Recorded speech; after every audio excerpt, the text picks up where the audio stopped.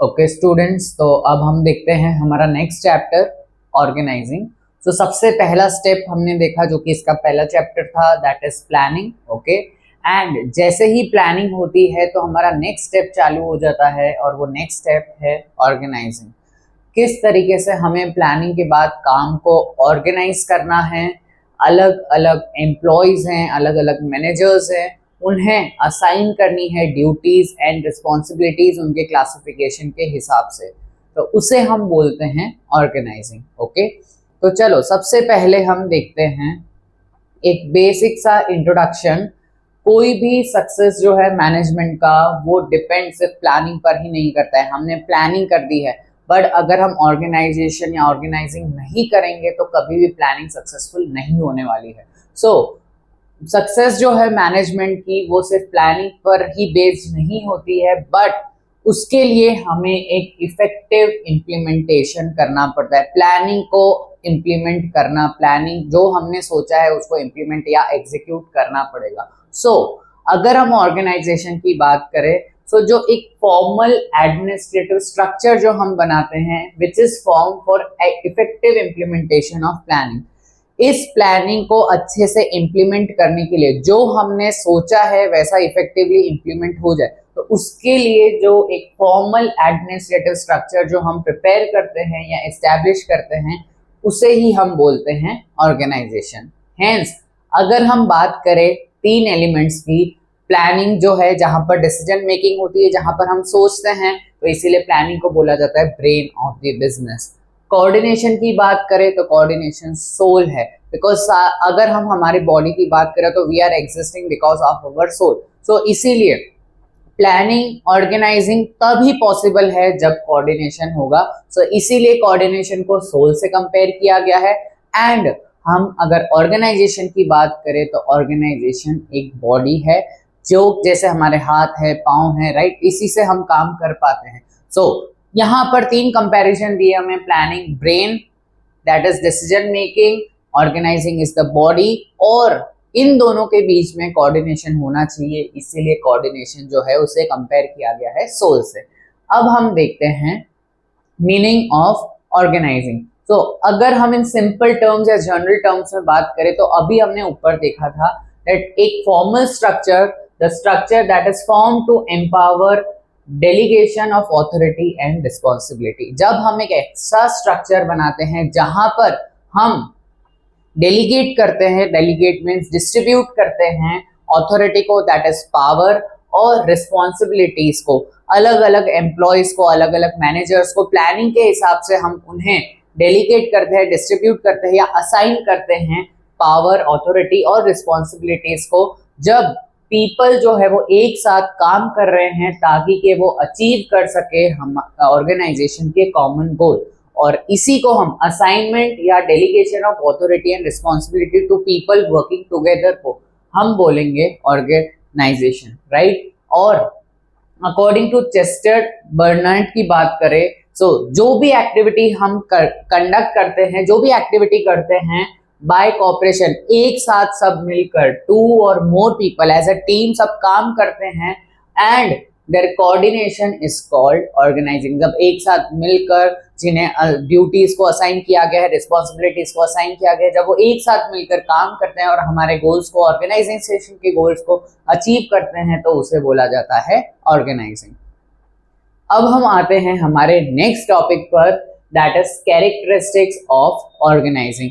अगर हम ऑर्गेनाइजेशन में हैं तो ऑर्गेनाइजेशन की क्या क्या कैरेक्टरिस्टिक है। फर्स्ट ऑफ ऑल ऑर्गेनाइजेशन जो है, बिकॉज वो हम क्यों करते हैं, ताकि कि हमारे गोल्स अचीव हो, तो इसीलिए organizing is a goal oriented, that is goal related activity. So कोई भी ऑर्गेनाइजेशन बनती है बिकॉज टू हमें गोल्स को अचीव करने हैं, हमारे मेन एज वेल एज अलग अलग जो डिपार्टमेंटल गोल हैं जो कि मिडिल लेवल में आते हैं, अलग अलग department, HR department, functional department. So एक ऑर्गेनाइजेशन के गोल्स को पूरा करने के लिए भी और डिपार्टमेंटल गोल्स को पूरा करने के लिए भी इन a linear structure.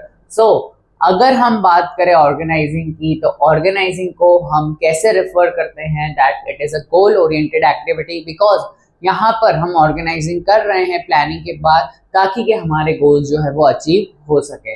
Next is planning based. Organising जो है वो पूरी तरीके से डिपेंडेंट है प्लानिंग पर। प्लानिंग होगी तो ही ऑर्गेनाइजिंग होगा। ओके, सो ऑर्गेनाइजेशन और उसका स्ट्रक्चर जो है वो फॉर्म होता है, वो बनता ही, ऑर्गेनाइजिंग बनेगा ही तब जब हम प्लानिंग करेंगे। तो जो भी ऑर्गेनाइजेशन और उसका स्ट्रक्चर जो है वो सारा प्लानिंग के बेसिस पर बनेगा, एंड उसका जो फ्यूचर इंप्लीमेंटेशन है, प्लान को हमें कैसे इंप्लीमेंट करना है हमारे गोल्स को अचीव करने के लिए। सो इसीलिए अगर हमें ऑर्गेनाइजिंग करनी है तो सबसे पहला जो स्टेप है, काफी ज्यादा नेसेसरी है कि एक प्रॉपर प्लानिंग हो, और प्रॉपर प्लानिंग से हम एक ऑर्गेनाइजेशन को क्रिएट करेंगे या ऑर्गेनाइजिंग करेंगे। नाउ नेक्स्ट, जो कि मैंने आपको बताया, एक बार प्लानिंग हो गई है तो प्लानिंग में हम वर्क को डिवाइड करते हैं, और वर्क के हिसाब से हम एम्प्लॉयज को, वर्कर्स को डेलीगेट या डिस्ट्रीब्यूट करते हैं authority and responsibility. Authority as in power, okay, and responsibility as in जिम्मेदारी। तो हम प्लानिंग के हिसाब से लोगों को जॉब रोल्स देंगे उनकी क्वालिफिकेशन के हिसाब से, और उन्हें हम पावर असाइन करेंगे और उनके रिस्पॉन्सिबिलिटीज असाइन करेंगे। सो कोई भी पीपल जो कि वर्क कर रहे हैं हमारे ऑर्गेनाइजेशन में, वो क्यों करते हैं? To achieve a common goal, हमारे ऑर्गेनाइजेशनल गोल्स को अचीव करने के लिए। तो ऐसे लोगों को, ऐसे वर्कर्स को, एम्प्लॉयज को अलॉट किया जाता है या डिस्ट्रीब्यूट किया जाता है work according to their capabilities. उनके स्किल्स, उनकी क्वालिफिकेशन, उनके हिसाब से, उनकी कैपेबिलिटी के हिसाब से, उनके सुटेबिलिटी के हिसाब से उन्हें जॉब रोल्स जो है वो प्रोवाइड किए जाते हैं, ड्यूटीज असाइन की जाती है, अथॉरिटी और रिस्पॉन्सिबिलिटीज असाइन की जाती है। एंड यहाँ पर यही लिखा गया है, काम के साथ साथ उन्हें, they are also given the idea of their authority. उनको ये भी, जब उन्हें काम डिस्ट्रीब्यूट हुआ है तो उन्हें ये आइडिया भी दे देते हैं कि आपके ये डिसीजन मेकिंग में कितना पावर है या कितनी अथॉरिटी है।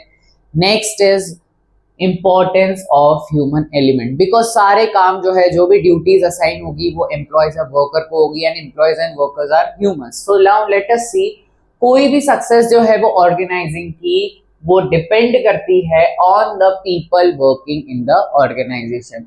तो इसीलिए ह्यूमन बींग्स जो है वो सबसे सेंटर पर होते हैं या वो फोकल पॉइंट होते हैं, एंड सो इफेक्टिव रिलेशन जो है ऑर्गेनाइजिंग में काफी ज्यादा जरूरी है। Next is flexibility. Flexibility her chapter में आएगा, आपको फ्लेक्सिबिलिटी का यही टर्म याद रखना है, कीवर्ड याद रखना है, changes as per the situation. तो अगर हम ऑर्गेनाइजिंग की भी बात करें तो जैसे जैसे सिचुएशन चेंज हो रही है वैसे वैसे हमें ऑर्गेनाइजिंग में भी चेंजेस लेकर आने पड़ेंगे, हमें फ्लेक्सिबल होना पड़ेगा। अगर हम रिजिड रहे या फिक्स रहे, हमने चेंजेस नहीं किए, तो कभी भी हमारे गोल्स अचीव नहीं होंगे। So now let us see, there are chances for changes और वेरिएशन। ओके, जो हमने सोचा है उसके अंदर चांसेस है, पॉसिबिलिटीज है कि उनके अंदर चेंजेस आ जाए या कोई भी वेरिएशंस आ जाएं, even after the formation of organisation. हमने ड्यूटीज असाइन कर दी, ऑर्गेनाइजेशन बना दिया है, बट हो सकता है कि उसके अंदर भी कोई चेंजेस आ जाएं, okay, due to major changes in the business environment और टेक्नोलॉजी। तो यहाँ पर हमें ऑर्गेनाइजिंग में फ्लेक्सिबिलिटी रखनी पड़ेगी, हमें रिजिड बिल्कुल नहीं होना है, हमें फिक्स्ड प्लान पर नहीं चलना है, हमें जैसे जैसे बिजनेस एनवायरनमेंट में चेंजेस आ रहे हैं वैसे वैसे चेंजेस जो है वो लेकर आने हैं। Next is establishment of inter relationship. तो यहाँ पर सुपीरियर सबऑर्डिनेट का रिलेशन क्रिएट होता है। सो ऑर्गेनाइजिंग जो है वो एक क्लैरिटी दिखाता है of inter relation of one work with the other, के लोगों का, एम्प्लॉयज का, वर्कर्स का क्या काम है, and one division with the other division. और यहाँ पर एक सुपीरियर और सबऑर्डिनेट का रिलेशन क्रिएट होता है, और सबऑर्डिनेट को पता चल जाता है कि उसको किससे रिपोर्ट करना है। तो यहाँ पर एस्टैब्लिशमेंट होता है इंटर रिलेशन का। Next is organising is related to monitoring and control. तो जब भी हम किसी को भी ड्यूटीज असाइन कर रहे हैं, मैंने किसी वर्कर को ड्यूटी असाइन करी है, तो मुझे ये मॉनिटर करना पड़ेगा बार बार कि वो पर्टिकुलर एम्प्लॉय जो है वो मेरे ऑर्डर के हिसाब से काम कर रहा है या नहीं कर रहा है, और मुझे लगता है कि कंट्रोल की जरूरत है, वो काम नहीं कर रहा है, तो मुझे कंट्रोलिंग भी करनी पड़ेगी। सो मॉनिटरिंग एंड कंट्रोल जो है वो रिक्वायर्ड है। और क्यों रिक्वायर्ड है? बिकॉज एक बार मैंने ड्यूटीज, रिस्पॉन्सिबिलिटीज और अथॉरिटी दी है तो मुझे चेक करना है कि वो उस हिसाब से काम कर रहे हैं या नहीं कर रहे हैं। तो इसीलिए हम मॉनिटरिंग और कंट्रोल की जरूरत है टू चेक वेदर एम्प्लॉय जो है वो पावर्स और रिस्पॉन्सिबिलिटी जो उन्हें असाइन की गई है उस हिसाब से काम कर रहे हैं या नहीं कर रहे हैं। अगर नहीं कर रहे हैं तो we have to put control on them. Next is group activities. Okay, so यहाँ पर एज अ टीम सब काम करते हैं, तो ऑर्गेनाइजिंग जो है हम अलग अलग ड्यूटीज रिस्पॉन्सिबिलिटीज असाइन करते हैं, तो ये एक ग्रुप एक्टिविटी है। सो many people work together for accomplishment of organization। okay, so एक साथ बहुत सारे लोग मिलकर ऑर्गेनाइजेशन में काम करते हैं ताकि के ऑर्गेनाइजेशन के जो गोल हैं वो अकम्प्लिश हो, दैट इज अचीव हो। The organising provide effective structure, और ऑर्गेनाइजेशन जो है इस गोल्स को अचीव करने के लिए हमें एक प्रॉपर स्ट्रक्चर बनाकर देता है जिससे कि हम प्लानिंग को इम्प्लीमेंट कर सके और इफेक्टिव स्ट्रक्चर से, so that the group activity can be conducted properly. एक स्ट्रक्चर से हम आराम से ग्रुप एक्टिविटीज जो है वो साथ में कर सकते हैं और हमारे गोल्स को अचीव कर सकते हैं। Next is control administrative structure. So organising जो है वो एक कंट्रोल एडमिनिस्ट्रेटिव स्ट्रक्चर जो है वो फॉर्म करता है और वो डिफाइन करता है रिलेशनशिप, दैट इज सुपीरियर और सबऑर्डिनेट का रिलेशन। सो आई होप आपको ये 9 के 9 कैरेक्टरिस्टिक्स ऑफ ऑर्गेनाइजिंग जो है वो अच्छे से समझ आ गए हों। तो अब हम चलते हैं हमारे नेक्स्ट टॉपिक की तरफ, दैट इज स्टेप्स या procedure for the process of organising. हमने प्लानिंग के भी स्टेप्स देखे थे, अब हम देखेंगे स्टेप्स या प्रोसीजर किस तरीके से हमें ऑर्गेनाइजिंग करनी है। ओके, एंड कोई भी चैप्टर की अगर हम बात करें जहां पर भी स्टेप्स और प्रोसीजर्स है वो काफी ज्यादा हमारे एग्जामिनेशन पॉइंट ऑफ व्यू के लिए इंपॉर्टेंट हो जाते हैं, तो इसे हमें अच्छे से पढ़ना है। अलग अलग चैप्टर्स में हम प्रोसीजर वाइज स्टेप्स देखेंगे, एंड ये चीज मैंने आपको प्लानिंग चैप्टर में भी बताई थी दैट अगर हम स्टेप्स की बात करते हैं तो उसे हमें सिक्वेंशियली ही लिखना पड़ेगा, हम रैंडमली नहीं लिख सकते। पहला ये स्टेप है, मतलब यही स्टेप होना चाहिए।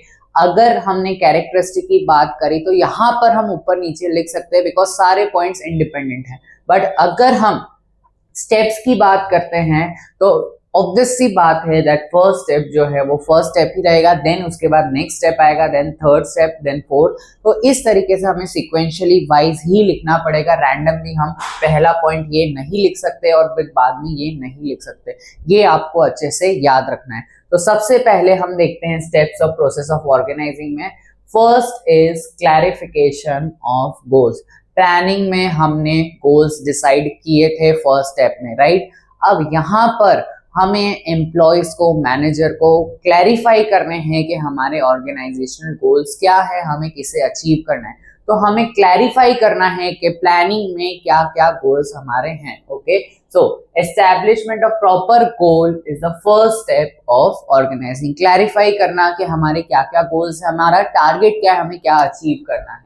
सो इट इज नेसेसरी, तो बिकॉज हमारे ऑर्गेनाइजेशन के गोल्स को हमें पूरा करना है जो कि हमने प्लानिंग स्टेज में कर लिया था, तो काफी ज्यादा जरूरी है कि हमें क्लैरिटी हो, मैनेजर्स को, एम्प्लॉयज को एक क्लैरिटी हो कि हमारे ऑर्गेनाइजेशन के मेन गोल्स क्या है और सब गोल्स क्या है। जब क्लैरिटी होगी तो वो उस हिसाब से काम करेंगे। On the basis of that organisation is form. एक बार एम्प्लॉयज को, वर्कर्स को, मैनेजर्स को क्लैरिटी हो जाती है गोल्स की, तो उस बेसिस पर ऑर्गेनाइजेशन स्ट्रक्चर जो है वो बनते हैं। अब हम देखते हैं नेक्स्ट, एक बार गोल्स क्लैरिफाई हो गए हैं तो हम बनाते हैं लिस्ट ऑफ फंक्शंस। हमारे ऑर्गेनाइजेशन में अलग अलग फंक्शंस होते हैं, ह्यूमन रिसोर्स डिपार्टमेंट होता है, अलग अलग डिपार्टमेंट होते हैं, फाइनेंस डिपार्टमेंट, मार्केटिंग डिपार्टमेंट। सो हमें एक लिस्ट ऑफ फंक्शंस बनानी है, तो देखते हैं क्या लिखा हुआ है। आफ्टर हैविंग क्लियरली डिफाइंड गोल, एक बार हमने क्लैरिफाई कर दिए हैं गोल्स को, एक लिस्ट बनाते हैं of the work to be prepared, हमें क्या क्या काम करना है, and proper consideration should be done before the final distribution. जब भी हमें किसी एम्प्लॉय को कोई काम डिस्ट्रीब्यूट करना है तो उससे पहले हमें जो फंक्शंस जो है उस पर कंसिडर करना पड़ेगा, उस कंसिडरेशन के हिसाब से हमें फाइनल डिस्ट्रीब्यूशन करना है with the help of organisational structure. जैसी जिसकी कैपेबिलिटी है उस हिसाब से हमें फाइनल डिस्ट्रीब्यूशन करना पड़ेगा गोल्स के हिसाब से। Now the third step is departmentation of function. अब हम जो भी लिस्ट ऑफ फंक्शंस जो है उसको हम डिवाइड करेंगे, ग्रुपिंग करेंगे, right. So now let us see क्या लिखा हुआ है। Once the list of the work is prepared, एक बार मैंने क्या क्या काम हमें करने हैं, ओके, हमारे गोल्स को अचीव करने के लिए, तो एक बार अगर मैंने लिस्ट जो है वो प्रिपेयर कर दी है, देन फाइनली हमें क्या करना है, वर्क को डिवाइड करना है। और वर्क जो है वो एम्प्लॉय की कैपेबिलिटी के हिसाब से होगा। So work is divided as per work area, sales area, accounts area, ऐसे बहुत सारे क्राइटेरिया के बेसिस पर हमें वर्क को डिवाइड करना है। एग्जाम्पल दे रखा है हमें, जो वर्क का डिवीजन है वो ज्योग्राफिकल एरिया के हिसाब से भी हो सकता है, वर्क के एरिया के हिसाब से भी हो सकता है, जोन वाइज डिपार्टमेंटल एरिया भी हो सकता है, जैसे west zone, east zone, south zone, okay, as well as work based distribution as per advertising task, okay. तो एक पर्सन को, एक एम्प्लॉय को रिस्पॉन्सिबिलिटी पूरी दी जाएगी, एडवर्टाइजिंग का टास्क उससे करना है, दूसरे को दिया जाएगा पैकिंग टास्क, ओके। तो ये भी कंसिडर किया जाता है जब भी हम वर्क को डिवाइड करते हैं। सो इन शॉर्ट अगर हम बात करें डिपार्टमेंटेशन ऑफ फंक्शन की, तो उसको हम शॉर्ट में बोल सकते हैं दैट डिविजन ऑफ वर्क। हम कैपेबिलिटी के हिसाब से वर्क को डिवाइड करेंगे। नाउ नेक्स्ट, एक बार हमने काम को डिवाइड कर दिया है तो हमें डिटरमाइन करना पड़ेगा departmental position and ability. So now let us see क्या लिखा हुआ है। When the work is distributed, right, इससे पहले स्टेप में हमने वर्क को डिस्ट्रीब्यूट कर दिया था to the proper person, okay, to handle the responsibility. Now उस कैटेगरी के हिसाब से and positions are planned, okay, मतलब हम मैनेजर जो भी वर्क जो है उनके लिए जो मैनेजर जो है वो हम डिसाइड करेंगे यहाँ पर। फॉर एग्जाम्पल अगर हम सेल्स ऑफिस की बात कर रहे हैं तो सेल्स ऑफिसर बनाएंगे एंड सब पोस्ट एज पर दी पर्सन्स अपॉइंटमेंट। सो एक बार हमने काम को डिवाइड किया है तो हमें सबको डिपार्टमेंटल पोजीशंस जो है वो देनी पड़ेगी।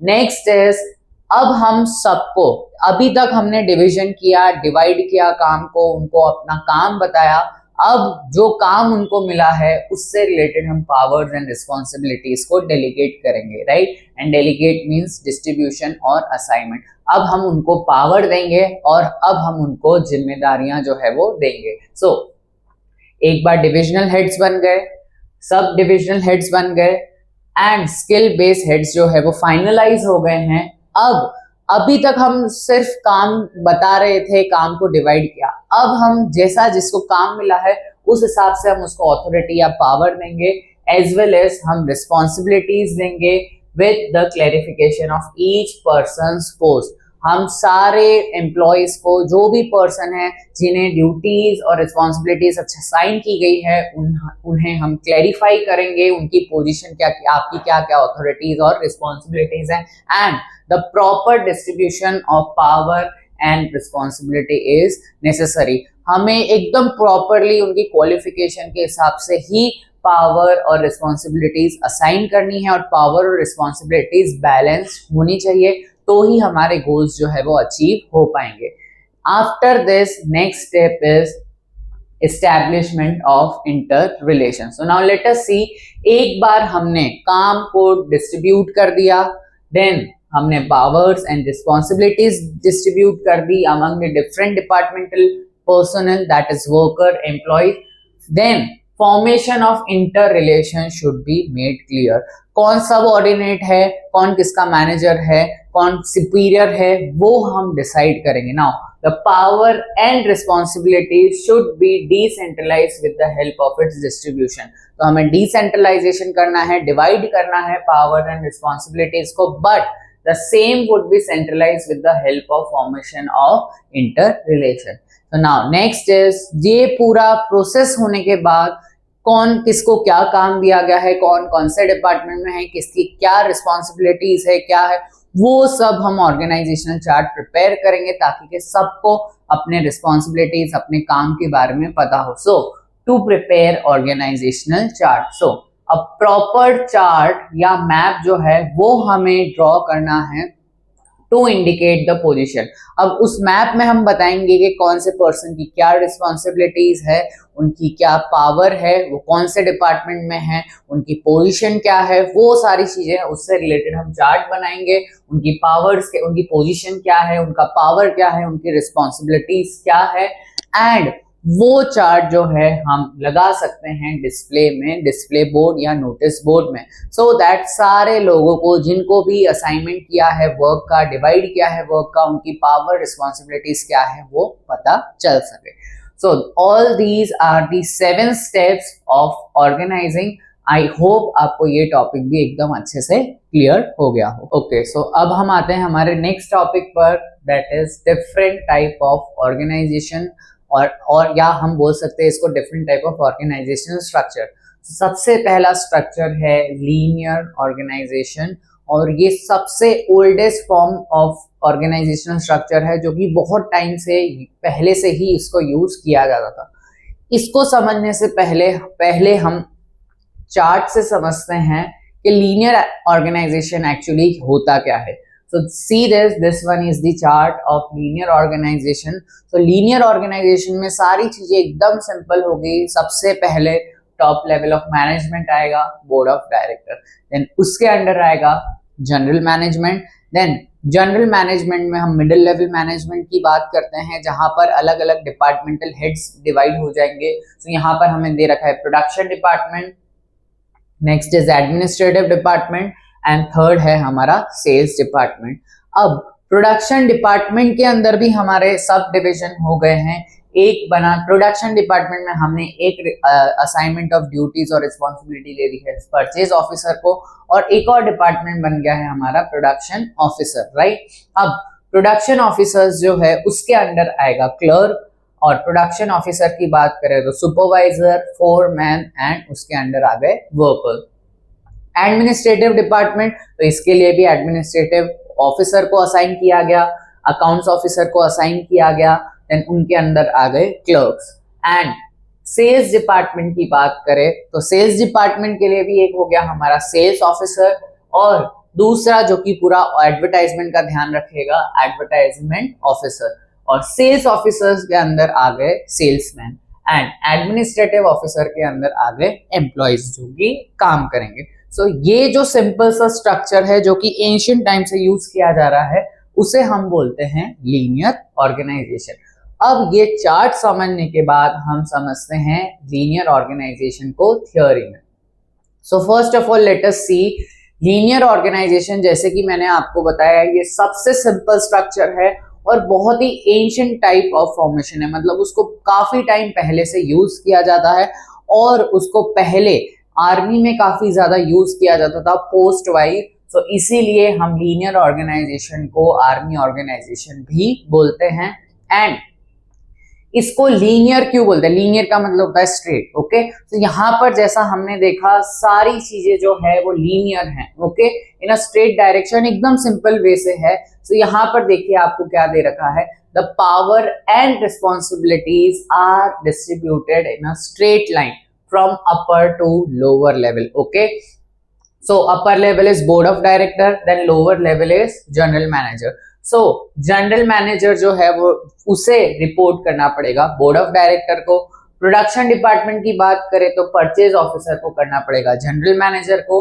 यहाँ पर बात करें तो क्लर्क को रिपोर्ट करना पड़ेगा परचेज ऑफिसर को। तो यहाँ पर लीनियरली सारी चीजें चल रही है from upper to lower level, from top to bottom level. तो इसीलिए हम इसको बोलते हैं लीनियर ऑर्गेनाइजेशन। नाउ हमें ऑलरेडी पता है जब हम बात करते हैं टॉप लेवल मैनेजमेंट की तो वहां पर पावर सबसे ज्यादा होते हैं। So higher amount of power can be seen in upper level. तुम खुद ही बताओ यहाँ पर कि अगर हम पूरे ऑर्गेनाइजेशनल चार्ट की बात करें तो सबसे ज्यादा पावर होगा बोर्ड ऑफ डायरेक्टर के बाद, then general manager, then departmental wise जो है वो पावर होंगे, और सबसे कम पावर्स जो हैं वो होते हैं लास्ट या लोअर लेवल पर।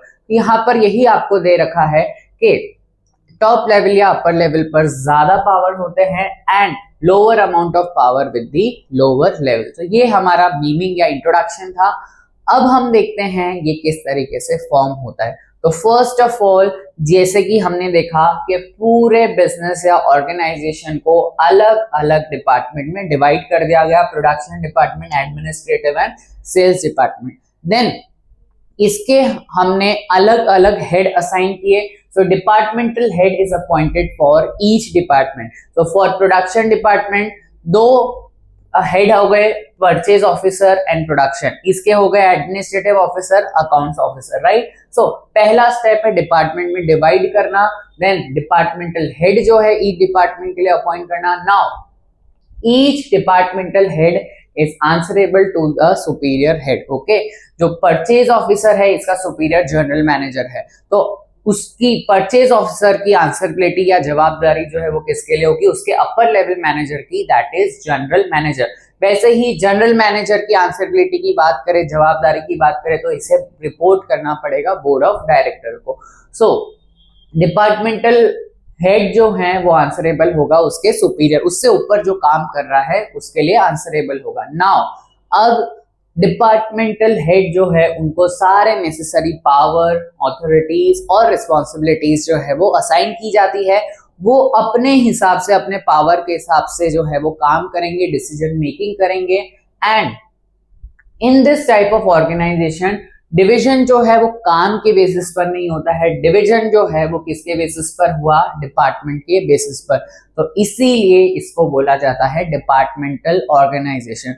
तो अगर हम बात करें तो इसके हमने 3 नाम देखे। फर्स्ट जो कि बेसिक और जनरल नाम है, that is linear organization, army में यूज किया जाता था तो इसीलिए आर्मी ऑर्गेनाइजेशन। एंड थर्ड हमने देखा बिकॉज यहाँ पर काम के बेसिस पर वर्क डिवीजन नहीं होता है, यहाँ पर वर्क डिवीजन होता है डिपार्टमेंट के बेसिस पर, तो डिपार्टमेंटल ऑर्गेनाइजेशन।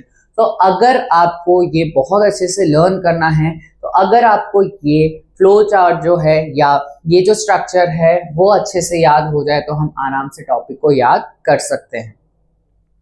अब हम ये जो है, जो कि मैंने आपको समझाया राइट इन वर्ड्स, इसी को हमें दे रखा है एक्सप्लेनेशन।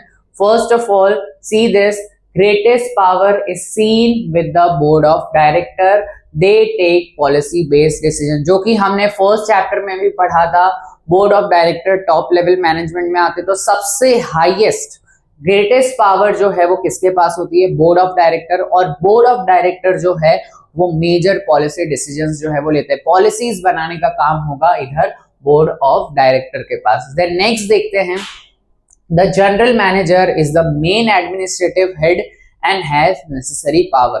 अब board of director जो है उसने अलग हेड बनाया, दैट इज जनरल मैनेजर, और बोर्ड ऑफ डायरेक्टर ने इसे कुछ कुछ पावर्स और रिस्पॉन्सिबिलिटीज दी जो कि वो उस रिस्पॉन्सिबिलिटीज के हिसाब से काम करेगा। Now according to the diagram organization को डिवाइड किया गया है 3 मेन डिपार्टमेंट में, और ये 3 मेन डिपार्टमेंट है production department, administrative department and sales department. Now as per the important work उन डिपार्टमेंट के भी सब डिविजन हुए, purchase, production and sales officer को अपॉइंट किया गया, राइट, जो कि हमने यहाँ पर देखा purchase, production, administrative, account, sale and admin, अलग अलग ऑफिसर्स जो है वो असाइन किए गए। नाउ उनके अंडर सुपरवाइजर, फोरमैन, वर्क्स, ये सब जो है इनके अंडर जो है वो काम करे। वर्कर्स, फोरमैन, सुपरवाइजर, वो सब किसके अंडर काम कर रहे हैं, प्रोडक्शन ऑफिसर के अंडर। एंड लीनियर ऑर्गेनाइजेशन जो है वो क्या इंश्योर करता है, जो कि हमने देखा पावर का फ्लो जो है वो होगा टॉप टू बॉटम, मीन सबसे ज्यादा पावर होंगे टॉप लेवल पर और धीरे धीरे धीरे पावर जो है वो कम होते जाएंगे, राइट। एंड रिस्पॉन्सिबिलिटीज की बात करें तो अगर इन्हें काम दिया गया है तो ये रिस्पॉन्सिबल होंगे, ये रिस्पॉन्सिबिलिटी होगी प्रोडक्शन मैनेजर से, प्रोडक्शन मैनेजर से जाएगा general manager, okay, and general manager से बोर्ड ऑफ डायरेक्टर। तो पावर का फ्लो होगा टॉप टू बॉटम और रिस्पॉन्सिबिलिटीज का फ्लो होगा from bottom to top, okay. And अगर हम बात करें लीनियर ऑर्गेनाइजेशन कौन कौन से ऑर्गेनाइजेशन में प्रेफरेबल है या सुटेबल है, तो लीनियर ऑर्गेनाइजेशन जो कि एकदम सिंपल है वो वहां पर सुटेबल है जहां पर बिजनेस यूनिट काफी ज्यादा स्मॉल है, स्मॉल लेवल पर ऑर्गेनाइजेशन है, जहां पर स्कोप ज्यादा लिमिटेड है, लेस प्रॉब्लम ऑफ कंट्रोल और डिसिप्लिन आता है, तो वहां पर हम अप्लाई कर सकते हैं लीनियर ऑर्गेनाइजेशन। तो आई होप आपको ये टॉपिक जो है टाइप ऑफ ऑर्गेनाइजेशन में सबसे पहला हमने देखा लीनियर ऑर्गेनाइजेशन, वो एकदम अच्छे से समझ आ गया हो। Okay, so now let us see our next structure of organization. पहला हमने पढ़ा लीनियर, अब हम देखेंगे फंक्शनल ऑर्गेनाइजेशन। नाम से ही पता चल रहा है यहाँ पर जो वर्क डिवीजन होगा it is on the basis of function, right. So meaning देखते हैं, एक ऐसा स्ट्रक्चर जो कि एस्टैब्लिश या फॉर्म किया जाता है in which special knowledge based expert are given special responsibilities. इसका मतलब क्या हुआ कि हमारे ऑर्गेनाइजेशन में ऐसे वर्कर्स या ऐसे मैनेजर्स जिनके पास बहुत ज़्यादा एक्सपर्ट नॉलेज है, ओके, स्पेशल नॉलेज है, एक्सपर्ट है वो अलग अलग फील्ड में, तो ऐसे लोगों को, स्पेशल नॉलेज बेस्ड एक्सपर्ट को स्पेशल रिस्पॉन्सिबिलिटीज दी जाती है पर्टिकुलर यूनिट या डिपार्टमेंट में, और उसे ही हम बोलते हैं फंक्शनल ऑर्गेनाइजेशन। फॉर एग्जाम्पल, अगर हम पर्सनल एक्सपर्ट ऑफिसर की बात करें, personal officer means human resource department में जो पर्सनल जो अब लोगों को जॉब देता है, अपॉइंट करता है, okay. So personal officer will look after, वो क्या क्या ऑर्गेनाइजेशन से रिलेटेड काम देखेगा, उसकी क्या क्या रिस्पॉन्सिबिलिटी है। वो रिक्रूटमेंट का काम देखेगा, दैट इज हमें कितने लोगों को अपॉइंट करना है, ओके। देन किसे ट्रांसफर करना है, किसको प्रमोट करना है ऑफ दैट पर्टिकुलर यूनिट। उस यूनिट में वो पर्सनल ऑफिसर जो है उसके काम रहेंगे रिक्रूटमेंट, ट्रांसफर एंड प्रमोशन से रिलेटेड। अब हम फॉर्मेशन की बात करते हैं, जैसा कि मैंने आपको बताया, बिकॉज इसका नाम ही है फंक्शनल ऑर्गेनाइजेशन, राइट। तो यहाँ पर हम बात करते हैं फंक्शनल ऑर्गेनाइजेशन में जो भी डिवीजन होता है वो होता है according to the function. Functional organization function, right. और वर्क जो है वो डिस्ट्रीब्यूट किया जाता है according to the nature of work. Nature of work means the type of work, और जो भी काम है उसके लिए एक एक्सपर्ट अपॉइंट किया जाता है। So an expert is appointed for each kind of work, okay. और वही देखेगा कि काम हो रहा है या नहीं हो रहा है। एंड एक्सपर्ट्स कौन होते हैं? The experts are advisor as well as administrative head, जिनकी पूरी रिस्पॉन्सिबिलिटीज है कि वो टास्क को कंप्लीट करे, राइट। सो अब देखो, ये हमें डायग्राम या चार्ट दे रखा है फंक्शनल ऑर्गेनाइजेशन का। तो सबसे पहला आ गया चीफ ऑफिसर, एंड दो डिपार्टमेंट डिवाइड हो गए हैं, administrative head and factory department. अब हम एडमिनिस्ट्रेटिव डिपार्टमेंट की बात करते हैं। एडमिनिस्ट्रेटिव डिपार्टमेंट में अलग अलग officers that is experts assign कर दिए गए हैं। अभी हमने देखा एक्सपर्ट्स असाइन किए जाते हैं, तो एडमिनिस्ट्रेटिव डिपार्टमेंट में बहुत सारे एक्सपर्ट या ऑफिसर्स को असाइन कर दिया गया है। Information public relation officer, then discipline officer जो कि डिसिप्लिन देखेगा, अकाउंट ऑफिसर जो कि अकाउंट्स देखेगा, गाइडेंस ऑफिसर जो कि गाइड करेगा। ये हो गया हमारा एडमिनिस्ट्रेटिव डिपार्टमेंट। नेक्स्ट है अपना फैक्ट्री डिपार्टमेंट, फैक्ट्री से related, okay. So group officer हो गया जो कि टीम वर्क देखेगा, टाइम ऑफिसर जो कि देखेगा कि सब टाइम पर काम हो रहा है या नहीं हो रहा है। Next is quality control officer के जो प्रोडक्ट बन रहे हैं वो क्वालिटी वाइज बन रहे हैं या नहीं बन रहे हैं। मेंटेनेंस इंजीनियर, अगर कोई मशीन में कोई रिपेयर अपडेट की जरूरत हो तो मेंटेनेंस कैसे करना है। तो यहाँ पर अलग अलग एक्सपर्ट्स जो है वो असाइन कर दिए गए हैं। अब इनके अंडर आ जाते हैं, इन सब के अंडर आ जाते हैं एम्प्लॉयज, और इनके अंडर आ जाते हैं, because it is a factory department, तो वर्कर्स, राइट। और अब इसको ये जो चीज जो दे रखी है उसको हम देखते हैं, इस चार्ट को देखते हैं क्या एक्सप्लेन किया गया है। First of all, functional organization में जो ग्रेटेस्ट पावर होता है वो होता है एडमिनिस्ट्रेटिव हेड के पास, right. So this one is the administrative head, chief officer है, देन एडमिनिस्ट्रेटिव डिपार्टमेंट का एडमिनिस्ट्रेटिव हेड, फैक्ट्री डिपार्टमेंट का एडमिनिस्ट्रेटिव हेड, ओके। नाउ अब यूनिट को डिवाइड किया गया है administrative department and factory department, and each part has its own list of activities. अलग अलग एक्टिविटीज होगी, एंड वर्क जो है activities and work as well as assigned officer, हर एक्टिविटीज के अलग अलग ऑफिसर्स जो है वो होंगे। Next, each officer can give orders to the employ. जो भी जितने भी टाइप के ऑफिसर है, ये सारे ऑफिसर्स जो है वो इन्हें भी ऑर्डर दे सकते हैं, और ये सारे ऑफिसर जो है वो इनको ऑर्डर देंगे, और वर्कर्स को भी ऑर्डर दे सकते हैं। ये ऑफिसर्स जो है वो एम्प्लॉयज को भी ऑर्डर दे सकते हैं, और ये जो है अपने वर्कर्स को भी ऑर्डर दे सकते हैं। तो सब जो है, ये सब जितने भी ऑफिसर्स है वो एम्प्लॉयज और वर्कर्स को ऑर्डर जो है वो दे सकते हैं। नाउ इन दिस ऑर्गेनाइजेशन कोई भी काम जो है वो अनअसाइंड नहीं रहता है, सारे काम जो है वो सबको असाइन कर दिए जाते हैं, और ये भी ध्यान रखा जाता है कि कोई भी काम जो है वो किसी को डबल बार जो है डुप्लीकेशन ऑफ वर्क जो है वो नहीं हुआ, तो and not a single work is assigned twice. Suitability की बात करते हैं कि ये ऑर्गेनाइजेशन कहाँ पर सूटेबल हो सकती है, तो फंक्शनल ऑर्गेनाइजेशन है वो जनरली सूटेबल है ऐसी ऑर्गेनाइजेशन या यूनिट में जहां पर अलग अलग टाइप के वर्क्स या टास्क जो है वो किए जाते हैं, वहां पर फंक्शनल ऑर्गेनाइजेशन काफी ज्यादा सूटेबल है। तो आई होप आपको ये फंक्शनल ऑर्गेनाइजेशन जो है वो भी एकदम अच्छे से समझ आ गया हो। So now next type of organization is formal organization. So now let us see what is formal organization. आपने इंग्लिश में देखा होगा, एक होते हैं फॉर्मल लेटर्स और एक होते हैं इनफॉर्मल लेटर्स। एंड आपने ये भी देखा होगा कि फॉर्मल लेटर्स की बात करें तो एक स्टैंडर्डाइज फॉर्मेट होता है कि आपको एड्रेस वहीं पर लिखना है, सैल्यूटेशन देना है, सब्जेक्ट लिखना है। तो वैसे ही यहाँ पर ऑर्गेनाइजेशन की बात करें तो फॉर्मल ऑर्गेनाइजेशन वो ऑर्गेनाइजेशन होते हैं जहां पर पर्टिकुलर सेट ऑफ रूल्स होते हैं, एक स्टैंडर्डाइज प्रोसीजर होता है और उसी स्टैंडर्डाइज प्रोसीजर के साथ सबको काम करना पड़ता है।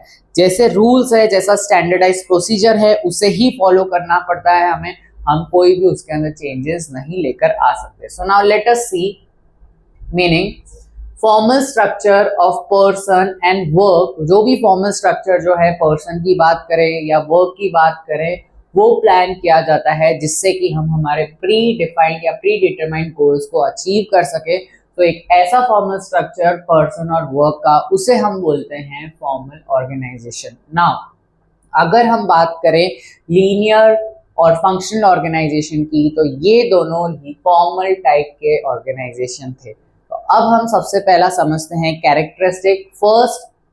Because it is formal organization तो इसका स्ट्रक्चर भी कैसा रहेगा, फॉर्मल, राइट। तो फॉर्मल स्ट्रक्चर, एडमिनिस्ट्रेटर्स जो हैं form the formal structure very carefully to achieve the goal. वो एक स्टैंडर्डाइज फॉर्मेट बनाएंगे, एक स्टैंडर्डाइज रूल्स एंड प्रोसीजर्स बनाएंगे जिससे कि हमारे गोल्स जो है वो अचीव हो सके। एंड जैसा कि मैंने आपको बताया यहाँ पर जैसा फॉर्मेट है, जैसे रूल्स है, उन्हें ही फॉलो करना है, हम उसमें कोई भी चेंजेस नहीं ला सकते। तो इसीलिए यहाँ पर दे रखा है that this structure is lacking flexibility. Flexibility again जहाँ पर चेंजेस आते हैं उसे हम बोलते हैं फ्लेक्सिबिलिटी, बट यहाँ पर लिखा गया है लैकिंग फ्लेक्सिबिलिटी, मतलब हम चेंजेस नहीं ला सकते। जैसा स्टैंडर्डाइज फॉर्मेट सेट है, जैसे रूल्स है, वैसे वो ही हमें फॉलो करने पड़ेंगे। So see this, the place assigned to the employ is non changeable. ठीक है, हम चेंज नहीं कर सकते ना ही ऑल्टर कर सकते। Alter itself means non changeable. Once एक बार जिसको पोजीशन जो है वो असाइन हो गई है वो उस पोजीशन से चेंज नहीं हो सकता। बहुत ही रेयर से रेयर सिचुएशन में ऐसा होगा, 0.1% चांसेस ऑफ पॉसिबिलिटी होगी जहां पर चेंजेस होंगे, बट एक बार जिसको असाइन किया गया है वही रहेगा, कोई भी इसके अंदर चेंजेस जो है वो नहीं आ सकते। नेक्स्ट, फॉर्मल स्ट्रक्चर में हमने देखा था पावर, और पावर की बात करें तो उनका फ्लो जो है वो होता है अपर टू लोअर लेवल। सबसे ज्यादा पावर अपर लेवल पर और धीरे धीरे धीरे जो है वो पावर्स जो है वो कम होते जाते हैं लोअर लेवल पर।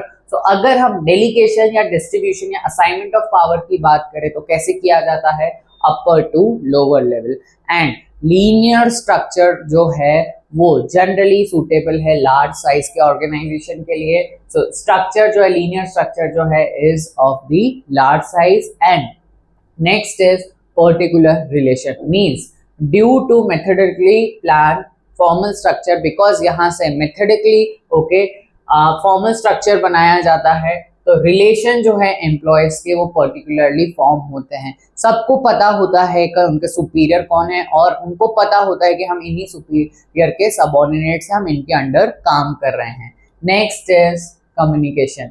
अगर हमें कुछ भी कम्युनिकेट करना हो तो हम डायरेक्टली कम्युनिकेट नहीं कर सकते, जैसा हमें प्रोसीजर बोला गया है उसी तरीके से हमें कम्युनिकेट करना है।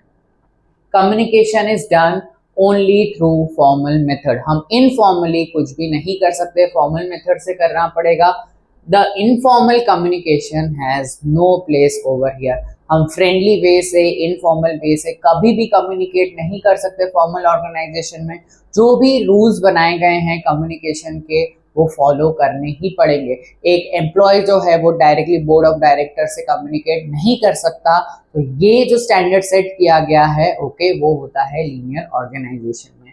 अब हम बात करते हैं informal, that is completely opposite of formal organization. Informal का मतलब हो गया फ्रेंडली। अगर हम ऑर्गेनाइजेशन में काम कर रहे हैं, जिन वर्कर्स के साथ काम करते हैं, तो उनके साथ हमारा फ्रेंडली रिलेशन हो जाता है।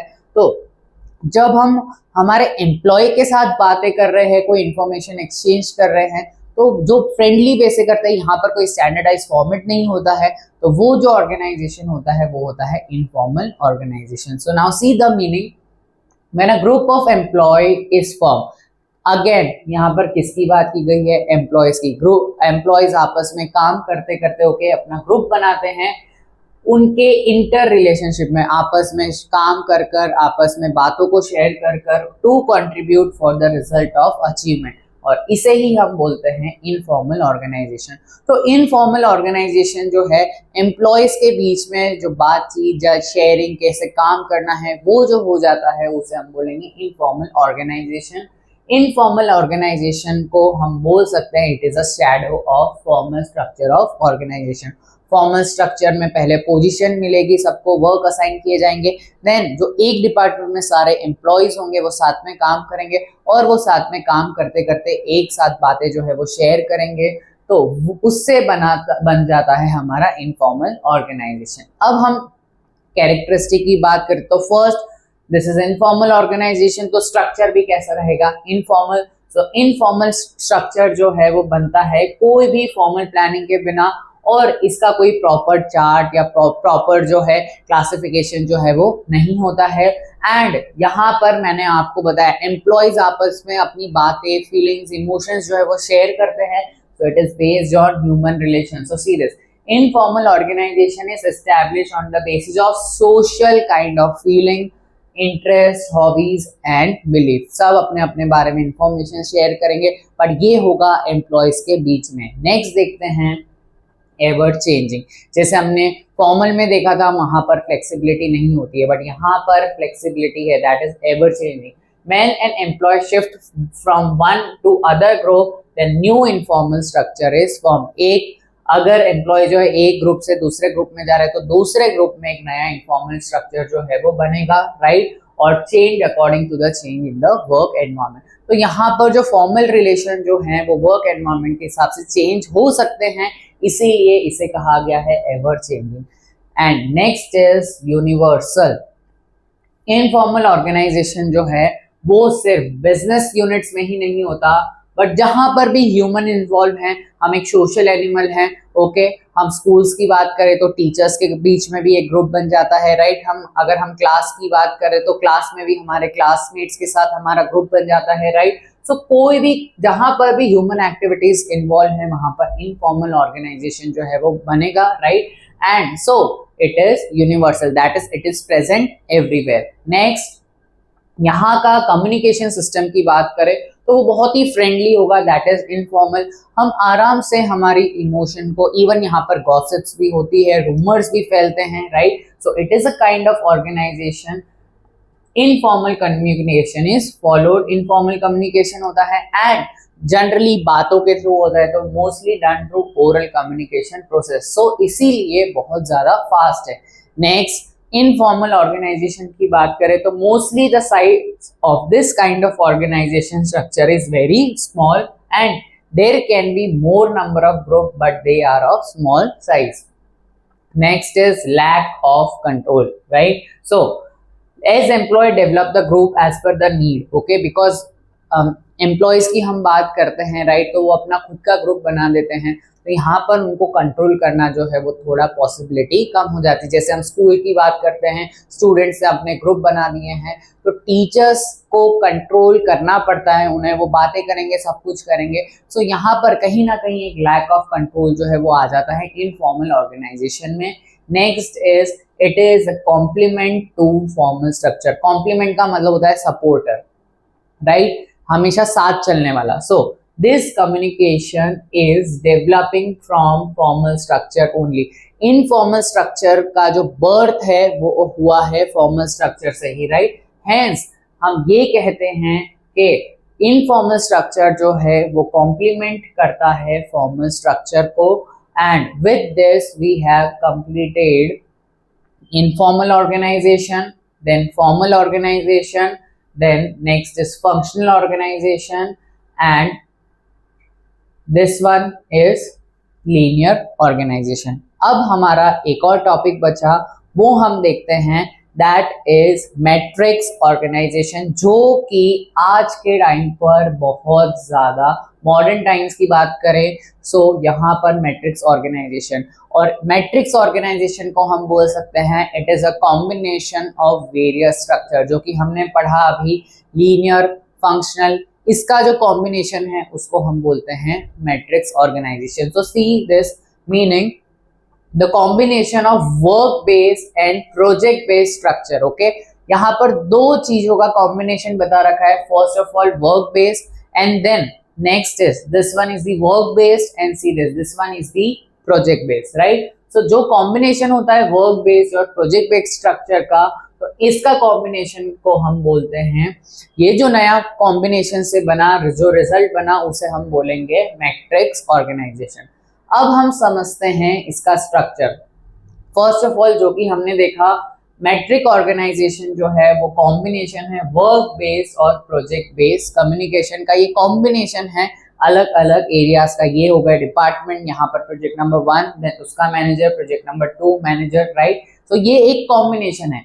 Next, a project manager is appointed for each project. तो देखो यहाँ पर अलग अलग हमें प्रोजेक्ट दे रखे हैं. प्रोजेक्ट नंबर 1 अलग, प्रोजेक्ट नंबर 2 अलग, प्रोजेक्ट नंबर 3 अलग, और इसके इंडिविजुअल क्या हैं, अलग अलग मैनेजर हैं. तो see this what it is written, a project manager is appointed for each project. Project 1 का अलग, प्रोजेक्ट 2 का अलग, एंड प्रोजेक्ट 3 का अलग, right. Now the project manager is responsible for the successful completion of project on time.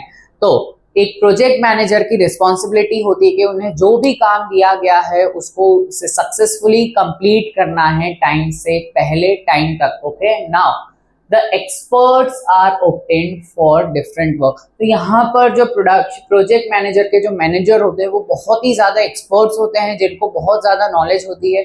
तो manager जो होते हैं वो एक्सपर्ट्स होते हैं, और उन्हें जो है वो रिस्पॉन्सिबिलिटीज या काम जो है वो असाइन किए जाते हैं. For example, expert are divided into different group. जैसे कि सपोज मान लो कंप्यूटर एक्सपर्ट हो गया, रिसर्च एक्सपर्ट हो गया, राइट. तो सपोज मान लो यहाँ पर हम बात करते हैं, ये एक प्रोडक्शन डिपार्टमेंट है, परचेज डिपार्टमेंट है, इंजीनियरिंग डिपार्टमेंट है, रिसर्च एंड डेवलपमेंट डिपार्टमेंट है, राइट. अब हम प्रोजेक्ट 1 की स्पेसिफिकली बात करते हैं. तो यहाँ पर ये जो मैनेजर जो है, ओके, वो कंप्यूटर एक्सपर्ट है. तो अब प्रोडक्शन डिपार्टमेंट में जो भी कंप्यूटर से रिलेटेड, टेक्निकल चीजों से रिलेटेड कोई भी प्रॉब्लम्स या इशू आए तो कंप्यूटर एक्सपर्ट देखेगा. इवन परचेज में भी यही मैनेजर देखेगा, कोई भी कंप्यूटर से रिलेटेड कोई प्रॉब्लम्स या कुछ आता है. इंजीनियरिंग में भी, एंड रिसर्च एंड डेवलपमेंट में भी. तो इस तरीके से प्रोजेक्ट के हिसाब से अलग अलग एक्सपर्ट्स जो है वो असाइन किए जाते हैं. नाउ एक्सपर्ट जो है is obtained from different work group. अलग अलग वर्क ग्रुप से वो बेस्ट से बेस्ट एक्सपर्ट्स को लेकर आते हैं और उन्हें काम असाइन करते हैं. And after completion of the work, जैसे ही प्रोजेक्ट कंप्लीट हो जाता है, then they are sent back to their respective work. तो यहाँ पर प्रोजेक्ट के हिसाब से उन्हें जॉब असाइन की जाती है, जो कि एक्सपर्ट होते हैं, और जैसे ही ये प्रोजेक्ट कंप्लीट हो गया है उन्हें उनके रिस्पेक्टिव पोजीशंस पर फिर से जो है वो भेज दिया जाता है. तो ये है हमारा मैट्रिक्स ऑर्गेनाइजेशन. अब यही डायग्राम को फिर से हम समझते हैं. The explanation, the flow of authority is double fold in matrix organization. देखो यहाँ पर डिपार्टमेंट है, तो first this, okay, and the second one is this, okay. So it is double fold in the matrix organization. Now the general manager passes on the project head from the upper to the lower level in a linear manner.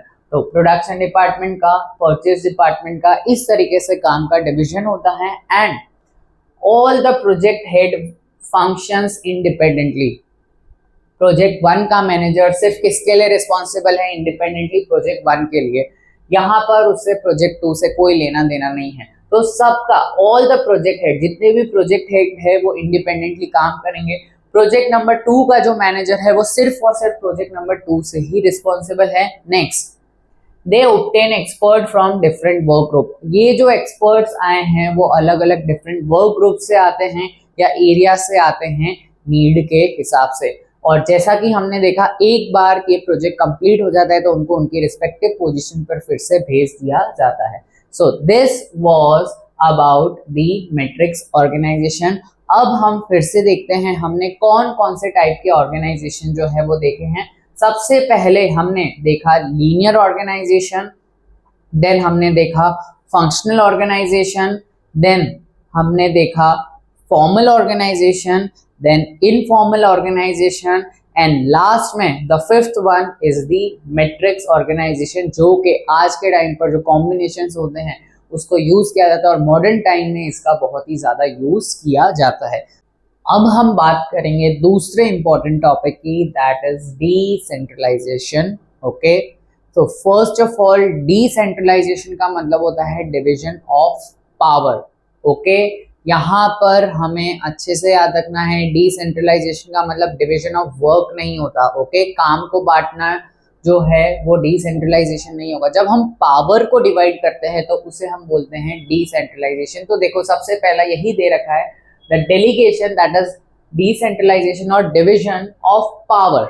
Okay, जब power को divide किया जाता है from upper to lower level एक orderly manner में, उसे हम बोलते हैं decentralization of power. So again, do not get confuse, decentralization का मतलब डिवीजन ऑफ वर्क नहीं होता है, it is division of power. Power का डिवीजन करना अपर टू लोअर लेवल में। अब हेनरी फेयोल की बात करते हैं तो उन्होंने एक डेफिनेशन दी है, to assign powers to the suppliers. हमें पावर्स असाइन करनी है to enable distribution of work, हमें डिस्ट्रीब्यूट करना है पावर्स के हिसाब से work, and to include in decision making process, और हमें इंक्लूड करना है उन्हें डिसीजन मेकिंग प्रोसेस में, उसे हम बोलेंगे डिसेंट्रलाइजेशन। अब हम डिसेंट्रलाइजेशन, जब पावर्स डिवाइड हो जाते हैं तो क्या क्या इंपॉर्टेंस होते हैं, तो first of all quick decision making possible हो पाती है।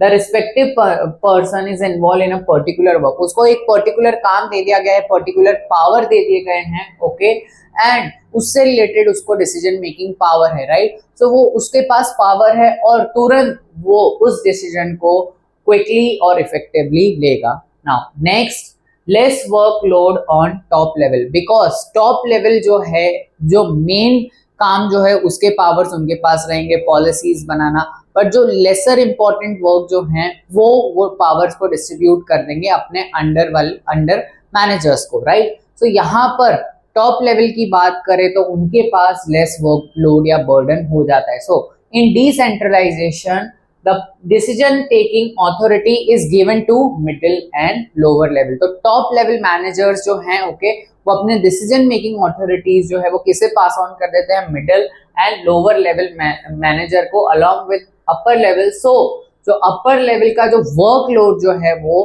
कम हो जाता है, और बिकॉज वर्कलोड कम हो गया है तो वो जो इंपॉर्टेंट स्ट्रैटेजिक या पॉलिसी डिसीजंस पे ज्यादा ध्यान दे सकते हैं, ज्यादा कंसंट्रेट कर सकते हैं।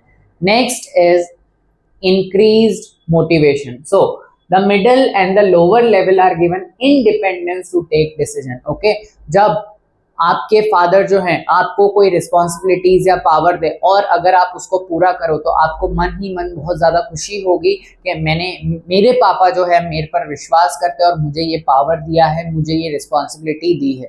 तो वैसे ही वर्कर्स की बात करें तो मिडिल लेवल और लोअर लेवल के जो वर्कर्स हैं उनके अंदर एक विश्वास आता है कि अपर लेवल वाले जो है हमें जो है पावर को डिस्ट्रीब्यूट कर रहे हैं, मीन्स वो हम पर विश्वास कर रहे हैं, तो इसकी वजह से उनका मोटिवेशन जो है वो बढ़ता है।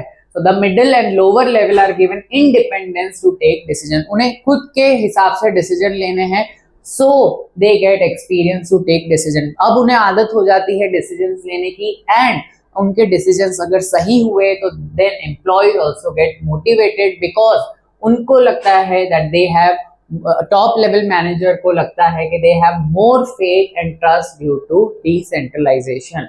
Next, increase in management abilities. Now जब किसी को भी पावर्स असाइन किए जाते हैं तो उसकी रिस्पॉन्सिबिलिटीज होती है कि उसको कैसे भी करके उसको पूरा करना है। तो यहाँ पर जिस भी मैनेजर को, एम्प्लॉय को जो पावर दिए गए हैं, वो अपनी मैनेजमेंट एबिलिटीज का यूज कर कर वो काम को पूरा करेगा। तो इससे कहीं ना कहीं उसकी मैनेजमेंट एबिलिटी या डिसीजन मेकिंग पावर जो है वो बढ़ रहे हैं। So the middle and the lower level employees जो है वो बिकॉज यहाँ पर खुद के बेसिस पर डिसीजन लेते हैं सिचुएशन के हिसाब से as per their power. So employees की एबिलिटी जो है डिसीजन मेकिंग की वो काफी ज्यादा बढ़ जाती है। इन शॉर्ट वो इंडिपेंडेंट हो जाते हैं और खुद डिसीजन ले पाते हैं कि हमें ये डिसीजंस लेने हैं। Next is effective control. जो भी मैनेजर्स होते हैं of all the level have enough power to take disciplinary action. सबके पास पावर होते हैं कि अगर कोई एम्प्लॉय काम नहीं कर रहा है तो हम डिसिप्लिनरी एक्शन ले सकते हैं, उन्हें पनिशमेंट दे सकते हैं। So because of this, because disciplinary action के भी पावर्स हैं, तो यहाँ पर जिनको भी काम दिया गया है अगर वो काम नहीं कर रहे हैं तो वो डिसिप्लिनरी एक्शन के डर से वो काम करेंगे और इससे कंट्रोल जो है वो मेंटेन रहेगा सारे लेवल पर। Next is coordination is created. So जितने भी ऑफिसर्स हैं, एम्प्लॉयज हैं, वो सब डिसीजन मेकिंग मेकर्स बन जाते हैं। इंडिपेंडेंटली उन्हें डिसीजंस लेने हैं and during the decision making, जब भी डिसीजन मेकिंग प्रोसेस होता है, ग्रुप आपस में डिस्कस करता है, एक दूसरे से हेल्प करता है, कोऑर्डिनेशन देता है एंड दस एम्प्लॉयज को इंपॉर्टेंस दी जाती है डिसीजन मेकिंग में और इसकी वजह से एक कोऑर्डिनेशन जो है वो मेंटेन हो जाता है। सो अगेन डिसेंट्रलाइजेशन का मतलब है डेलीगेशन और distribution of the power from the upper level to lower level. और यहाँ पर हम इंपॉर्टेंस की बात करें तो ज्यादातर हमने इंपॉर्टेंस की बात करी, तो इससे सबसे ज्यादा फायदा जो है वो किन्हें होता है, मिडिल एंड लोअर लेवल को, राइट। अब हम हमारा नेक्स्ट टॉपिक देखते हैं, डेलीगेशन ऑफ ऑथोरिटी। मैंने आपको पहले भी बताया है जहां पर भी वर्ड ऑथोरिटी आता है उसका मतलब होता है पावर। पावर को डिस्ट्रीब्यूट करना, डेलीगेट करना, उसे हम बोलते हैं डेलीगेशन ऑफ ऑथोरिटी।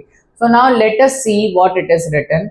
मीनिंग दे रखा है as per Louis Allen, delegation of power एक ऐसा काइंड ऑफ प्रोसेस है जहां पर एडमिनिस्ट्रेटर या जो मेन हेड है वो अपना पावर जो है उसके हेल्पर्स को या जो उसके अंडर काम कर रहे हैं उन्हें पावर देता है।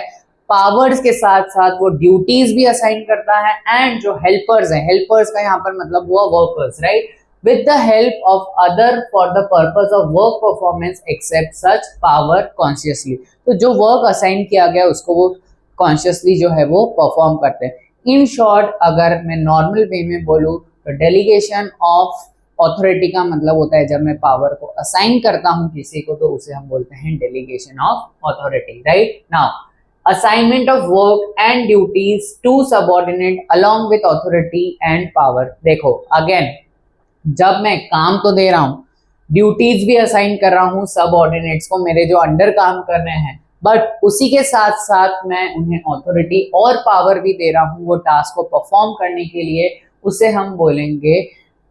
हम बोलते हैं डेलीगेशन ऑफ ऑथोरिटी। अब हम देखते हैं जब हम डेलीगेट करते हैं पावर को या अथॉरिटी को तो क्या क्या इंपॉर्टेंस है। First, work efficient management. So due to delegation of power, जब पावर को हम डेलीगेट करते हैं, ऑफिसर्स जो कि हायर लेवल पर काम करते हैं उनके पास जो रूटीन वर्क का बर्डन जो होता है वो काफी ज्यादा कम हो जाता है और वो अपने रूटीन वर्क को डिस्ट्रीब्यूट कर देते हैं लोअर लेवल के वर्कर्स को या एम्प्लॉयज को।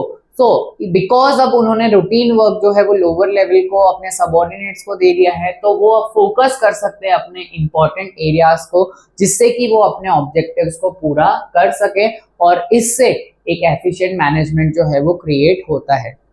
नेक्स्ट इज बिकॉज यहाँ पर पावर असाइनमेंट की गई है एम्प्लॉयज को तो उनको भी पता है कि उनके पास पावर है तो उनके पावर को उन्हें अच्छे से यूज करना है। सो यहाँ पर कहीं ना कहीं एम्प्लॉयज का डेवलपमेंट होता है। So employ take decision due to see decentralization of power, जो कि हमने पहले भी देखा।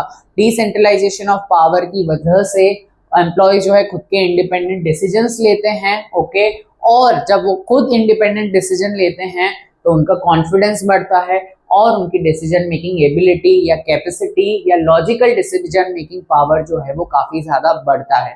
सो इससे ऑटोमेटिकली अल्टीमेटली हम बात करें तो एम्प्लॉयज का डेवलपमेंट हो रहा है। Next, motivation due to decentralization of power. जब हम पावर्स को डिस्ट्रीब्यूट करते हैं, द हेल्पर्स मींस एम्प्लॉयज और workers not only get the work accomplish, वो अपना पावर्स के हिसाब से काम तो पूरा कर लेते हैं, अचीव कर लेते हैं, बट जब उनका काम अचीव होता है, जो उनको पावर दिया गया है, तो उनका सेल्फ कॉन्फिडेंस भी बढ़ता है। बूस्टेड मींस इंक्रीज, एंड उनको काफी ज्यादा साइकोलॉजिकल बेनिफिट होते हैं, उनका माइंड सेट जो है वो पॉजिटिव बन जाता है और वो काफी ज्यादा मोटिवेटेड जो है वो फील करते हैं। Next, benefit of specialization. मैंने आपको पहले भी बताया था, स्पेशलाइजेशन का मतलब होता है किसी के बारे में एक एक्सपर्ट नॉलेज हो जाना, किसी काम में एक्सपर्टीज आ जाना, तो उसे हम बोलते हैं स्पेशलाइजेशन। तो बिकॉज यहाँ पर बार बार डिसीजन मेकिंग प्रोसेस होती है, तो एम्प्लॉय जो है उस डिसीजन मेकिंग पावर में उसकी स्पेशलाइजेशन आ जाती है। तो देखते हैं, in decentralization of power different people are assigned different kind of work. अलग अलग पीपल को अलग अलग काम जो है उनके क्वालिफिकेशन के हिसाब से असाइन किया जाता है, और so their specialized skills and excellences obtain. तो उन्हें उस काम से रिलेटेड जो है वो स्पेशलाइज स्किल्स हो जाती है और एक्सीलेंस हो जाता है। इन शॉर्ट बोला गया है कि वो उस डिसीजन मेकिंग प्रोसेस में एक्सपर्ट जो है वो हो जाते हैं। Next is coordination. The relationship develops between upper level officers, middle and lower level employ. तीनों लेवल के जो अगर हम ऑफिसर्स की बात करें तो उनके बीच में एक रिलेशन मेंटेन हो जाता है, बिकॉज अपर वाला जो है वो मिडिल को पावर्स देगा, मिडिल जो है वो लोअर को पावर्स देगा। तो एक कहीं ना कहीं एक स्ट्रक्चरल रिलेशन मेंटेन होता है और उसकी वजह से सब आपस में मिलकर काम करते हैं, and this results into good coordination because of the decentralization. Scope of expansion. Decentralization जो है, अगेन फिर से आया, अपर लेवल ऑफिसर्स का बर्डन या वर्कलोड जो है वो काफी ज्यादा कम करता है, और अपर लेवल या टॉप लेवल के मैनेजर्स जो है वो मेन काम में फोकस कर सकते हैं, so that they can focus on new ideas, because अब रूटीन वर्क का बर्डन उनके पास नहीं है, तो वो ज्यादा फोकस कर सकते हैं नए आइडियाज पे, ताकि कि वो अपने ऑर्गेनाइजेशन को और ज्यादा एक्सपांड कर सके, अलग अलग नए प्रोडक्ट लेकर आ सके, नए नए ऑब्जेक्टिव्स जो है वो लेकर आ सके। सो अगर हम कंक्लूजन की बात करें तो ये जो दो टॉपिक है, it is somewhat similar. Decentralization जहां पर हमने बात करी डेलीगेशन ऑफ पावर की, और यही यहाँ पर फिर से हमें डेलीगेशन ऑफ अथॉरिटी को डिटेल में एक्सप्लेन किया गया है। तो these two topic are somewhat similar. Finally हम पहुंचते हैं हमारे लास्ट टॉपिक पर इस चैप्टर का, that is elements of delegation of authority. तो जब हम किसी को भी अथॉरिटी डेलीगेट करते हैं, जो कि हमने इससे पहले टॉपिक में पढ़ा था, तो इसके अलग अलग प्रोसेसेस हैं। सबसे पहला है एंट्रस्टमेंट ऑफ रिस्पॉन्सिबिलिटीज। एंट्रस्टमेंट का मतलब होता है टू गिव, ओके। तो हम किसी को, जब भी हम किसी को अथॉरिटी दे रहे हैं, तो हम उनको जिम्मेदारी देंगे, रिस्पॉन्सिबिलिटी देंगे। सो जिम्मेदारी को देना इज एंट्रस्टमेंट ऑफ रिस्पॉन्सिबिलिटी। देन अगर हमने रिस्पॉन्सिबिलिटी दी है, तो रिस्पॉन्सिबिलिटी को पूरा करने के लिए we have to give authority also, that is power. हमें डेलीगेट करना पड़ेगा अथॉरिटी को, पावर को। और जब हमने रिस्पॉन्सिबिलिटी दी है, जिम्मेदारी दी है, जब हमने पावर दिए हैं, तो जिसको भी पावर और रिस्पॉन्सिबिलिटी, जिम्मेदारी दी है, तो वो हमारे लिए आंसरेबल होता है, जिसको हम बोलते हैं अकाउंटेबिलिटी। तो अकाउंटेबिलिटी को क्रिएट किया जाता है by giving responsibility and authority. दोनों के बीच में डिफरेंस समझना। रिस्पॉन्सिबिलिटी का मतलब होता है जिम्मेदारी, और अकाउंटेबिलिटी की बात करें तो अकाउंटेबिलिटी का मतलब होता है आंसरेबिलिटी, जवाबदारी। अगर मैंने कोई काम नहीं किया है तो मुझे जवाब देना पड़ेगा, तो उसे हम बोलते हैं अकाउंटेबिलिटी। तो सबसे पहले हम देखते हैं एंट्रस्टमेंट ऑफ रिस्पॉन्सिबिलिटीज। सो मैंने आपको पहले भी बताया, एंट्रस्टमेंट मीन्स टू गिव, ओके। सो हमें जिम्मेदारी जो है, ओके, वो देनी है। तो एंट्रस्टमेंट ऑफ रिस्पॉन्सिबिलिटी मतलब कोई भी ड्यूटी हम असाइन करते हैं, और वो असाइन कौन करता है ड्यूटी? टॉप लेवल ऑफिसर्स जो है वो अपने अंडर के काम करने वाले जो सबऑर्डिनेट्स हैं, उन्हें जब ड्यूटी असाइन करते हैं, ताकि के वो पर्टिकुलर टास्क को अकम्प्लिश या अचीव कर सके, उसे हम बोलेंगे एंट्रस्टमेंट ऑफ रिस्पॉन्सिबिलिटी, राइट। और जब भी टॉप लेवल मैनेजमेंट जो है अपने अंडर काम करने वाले दैट इज सबऑर्डिनेट को काम देता है, तो इससे एक रिलेशन क्रिएट होता है, एक सुपीरियर सबऑर्डिनेट का रिलेशन जो है वो क्लियर होता है।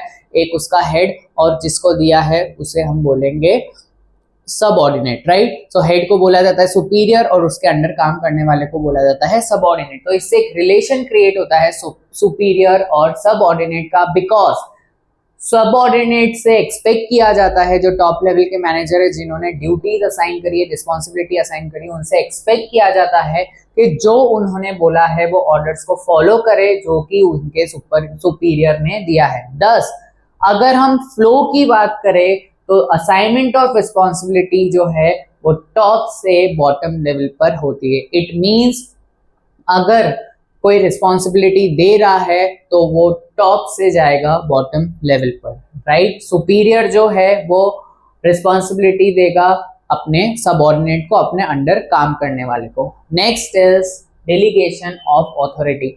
अगर हमने जिम्मेदारी दी है तो हमें अथॉरिटी भी देनी पड़ेगी, उनको पावर भी देने पड़ेंगे ताकि कि वो अपनी रिस्पॉन्सिबिलिटीज को पूरा कर सके। सो delegation of authority is an important step for the allotment of power. See this, authority का मतलब मैंने आपको हमेशा बताया है, that is power। हम असाइन करते हैं, अलॉटमेंट को हम बोल सकते हैं डिस्ट्रीब्यूट करते हैं पावर को, यहाँ पर भी किसे, लोअर लेवल को। डेलीगेशन ऑफ अथॉरिटी भी कैसे फ्लो होती है, अपर to lower level, okay. Upper level वाले जो हैं वो पावर जो है अपने सबऑर्डिनेट्स को देंगे बाय गिविंग पावर। जब भी अपर लेवल वाले पावर देते हैं किसी भी पर्सन को, अपने सबऑर्डिनेट को, इससे रिजल्ट जो है हम ये एक्सपेक्ट करते हैं, टॉप लेवल मैनेजमेंट ये एक्सपेक्ट करते हैं कि जिम्मेदारी और अथॉरिटी के साथ काम जो है वो अकम्प्लिश होगा, राइट। एडमिनिस्ट्रेटर्स जो हैं should provide enough power to the helper. Helper means subordinate, okay. जो भी अपर लेवल पर काम कर रहे हैं एडमिनिस्ट्रेटर जो है, जो मैनेजमेंट है जो है, ओके, मैनेजर जो हैं, उन्हें इनफ पावर प्रोवाइड करने चाहिए, इनफ पावर्स देने चाहिए, जिससे कि जो उनको काम दिया गया है, जो जिम्मेदारी दी गई है, उसको वो पूरा जो है वो कर सके। और ऐसे पावर्स मिलने चाहिए to the lower level and वो काम जो है वो हो जाना चाहिए। फॉर एग्जाम्पल, अगर हम मार्केटिंग मैनेजर को रिस्पॉन्सिबिलिटी दे रहे हैं तो रिस्पॉन्सिबिलिटी के साथ साथ हमें पावर भी देना पड़ेगा।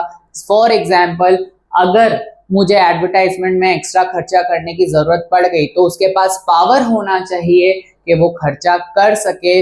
नेक्स्ट, उसके पास पावर होने चाहिए कि अगर उसका बर्डन ज्यादा बढ़ रहा है तो उसके पास पावर मिलने चाहिए उसे कि वो अपने वर्क बर्डन को कम करने के लिए नए एम्प्लॉयज को अपॉइंट कर सके। नेक्स्ट, उसके पास पावर होने चाहिए कि एम्प्लॉयज के खिलाफ वो डिसिप्लिनरी एक्शन ले सके अगर एम्प्लॉय सही से काम नहीं कर रहे हैं। तो अगर आपको जिम्मेदारियों को पूरा करना है तो इसी के साथ साथ बैलेंस्ड अथॉरिटी का होना भी काफी ज्यादा जरूरी है। अगर हमने जिम्मेदारी दे दी और पावर्स नहीं दिए तो कभी भी हमारे गोल्स जो है वो अकम्प्लिश नहीं होंगे। And the last one is creation of accountability. Again, responsibility means जिम्मेदारी एंड अकाउंटेबिलिटी मीन्स जवाबदारी, राइट, आंसरेबिलिटी। सो अगर मैंने किसी को रिस्पॉन्सिबिलिटी दी है, अथॉरिटी दी है काम करने के लिए, और अगर मैंने वो काम नहीं किया गया है तो वो मेरी आंसरेबिलिटी है, मेरी जवाबदारी है, मुझे जवाब जो है वो टॉप लेवल को देना पड़ेगा, ओके। सो अथॉरिटी होल्डर, जिसको भी अथॉरिटी दी है, उसे प्रॉपर एक्सप्लेनेशन प्रोवाइड करना पड़ेगा। जिसको भी पावर और रिस्पॉन्सिबिलिटी दी है उसे एक प्रॉपरली एक्सप्लेन करना पड़ेगा और रिपोर्ट करना पड़ेगा अपर लेवल मैनेजमेंट को कि उसका कितना काम हुआ है, क्या क्या हुआ है, काम हुआ है तो कैसे हुआ है, क्वालिटी वर्क हुआ है या नहीं हुआ है, सारी चीजें उसे रिपोर्ट करनी पड़ेगी अपर लेवल को। क्रिएशन ऑफ अथॉरिटी इसीलिए बिकॉज यहाँ पर रिपोर्टिंग जो है हमें किसे करनी है, सब ऑर्डिनेट को रिपोर्टिंग जो है अपने अपर लेवल मैनेजर को करनी है। तो क्रिएशन ऑफ अकाउंटेबिलिटी जो है वो लोअर से कहां पर जाती है, अपर पर, राइट। बिकॉज जवाबदारी, काम किसे दिया गया है, मुझे दिया गया है। अगर मैंने काम नहीं किया है तो मेरी जवाबदारी बनती है एक लोअर लेवल मैनेजर की जो वर्कर जो है उसकी जिम्मेदारी है कि मैं जवाब दूं अपर लेवल को जिसने मुझे काम जो है वो सौंपा है। तो इसीलिए अकाउंटेबिलिटी जो है वो लोअर से अपर लेवल होती है and middle level authority holders जो हैं वो रिस्पॉन्सिबल होते हैं काम करवाने के लिए। उन्हें बार बार देखना पड़ेगा कि उनके एम्प्लॉयज जो है वो काम कर रहे हैं या नहीं कर रहे हैं। फॉर एग्जाम्पल अकाउंट ऑफिसर्स में give the work of writing account to his accountant. अब एक अकाउंट ऑफिसर ने अकाउंटेंट को काम दे दिया कि पूरे बुक्स ऑफ अकाउंट जो है वो लिखने हैं, बट जब अकाउंट्स लिखे जाते, जब वो अकाउंट ऑफिसर जो है वो अकाउंट्स लिख रहा है, ये एक अकाउंट ऑफिसर की रिस्पॉन्सिबिलिटी है कि वो ये देखे कि वो एक्यूरेटली काम कर रहा है या नहीं कर रहा है और कितनी एफिशिएंटली वो काम कर रहा है या नहीं कर रहा है। तो ये हुआ हमारा क्रिएशन ऑफ अकाउंटेबिलिटी। फिर से मैं डिफरेंस बता दूं और तीनों के बीच में लॉजिक बता दूं। अगर हम अथॉरिटी की डेलीगेशन ऑफ अथॉरिटी की बात करते हैं तो हम जिम्मेदारी सौंपते हैं, जिम्मेदारी के साथ हमें पावर भी मिलनी चाहिए, दोनों का बैलेंस होना चाहिए। रिस्पॉन्सिबिलिटी ज्यादा और अथॉरिटी कम है तो भी नहीं चलेगा, अथॉरिटी ज्यादा और रिस्पॉन्सिबिलिटी कम है तो भी नहीं चलेगा। It should be balance. तो जिम्मेदारी का देना, पावर का देना, और अगर एज अ एम्प्लॉय जिम्मेदारी दी गई है, पावर दिया गया है काम करने के लिए, तो उससे मेरी जवाबदारी बनती है, आंसरेबिलिटी बनती है। अगर मैंने कोई काम नहीं किया गया है, जो मुझे जिम्मेदारी दी गई थी, जो पावर दिए गए थे, और मैंने वो काम नहीं किया है, तो मुझे वो रिपोर्ट करना पड़ेगा अपर लेवल को। सो इसीलिए अगर हम फ्लो की बात करें तो this one is top to bottom, this one is also top to bottom, but अगर हम अकाउंटेबिलिटी की बात करें तो it is from bottom to top. And with this we have completed this chapter. I hope आपको ये chapter बहुत अच्छे से समझ में आया हो। साथ साथ में आप पढ़ते रहिए, साथ साथ में याद करते रहिए नोट से। All the best for the exams. अब हम आएंगे अपने अगले चैप्टर पर। All the best.